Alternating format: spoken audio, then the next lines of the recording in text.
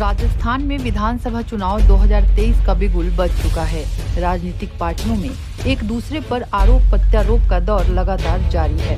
वहीं बीजेपी की ओर से चलाए जा रहे नहीं सहेगा राजस्थान अभियान में बीजेपी ने कांग्रेस को घेरते हुए किसानों से जुड़ा एक पोस्टर जहां जारी किया था, उस पोस्टर पर अब खुद बीजेपी घिरती नजर आ रही है। पोस्टर पर लिखा था 19,000 से अधिक किसानों की जमीनें नीलाम, नहीं सहेगा राजस्थान।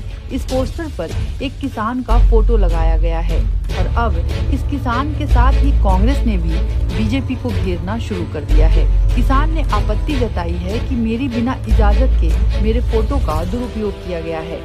जैसलमेर के रामदेवरा क्षेत्र के राखियों की ठाणी के निवासी किसान मधुराम जयपाल का कहना है कि बीजेपी ने इस बैनर पर लगा फोटो उसका है और इससे उसकी काफी मानहानि हुई है। किसान का कहना है कि उस पर ना तो कोई कर्जा है और ना ही उसकी जमीन नीलाम हुई है। वो आज भी 200 बीघा जमीन का मालिक है।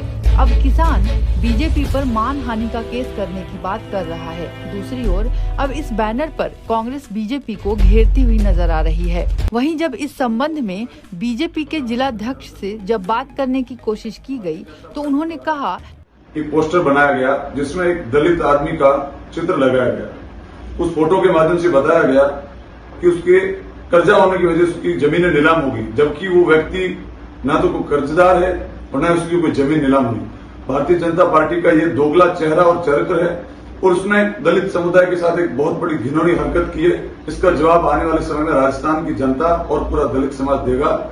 भारतीय जनता पार्टी द्वारा समस्त राजस्थान के दलित समाज को आहत पहुंचाने का कार्य किया गया है और ऐसी ओछी मानसिकता के जरिए भारतीय जनता पार्टी राजस्थान में सरकार नहीं बना पाएगी और ये ऐसी हरकतों से उनके मंसूबे स्पष्ट है। और मैं मानता हूं ऐसी 420 सरकार जो केंद्र से लेकर और जिले स्तर तक जो दलितों के साथ जो खेल खेली, ऐसी सरकार पर मानहानि का मुकदमा दर्ज होना चाहिए।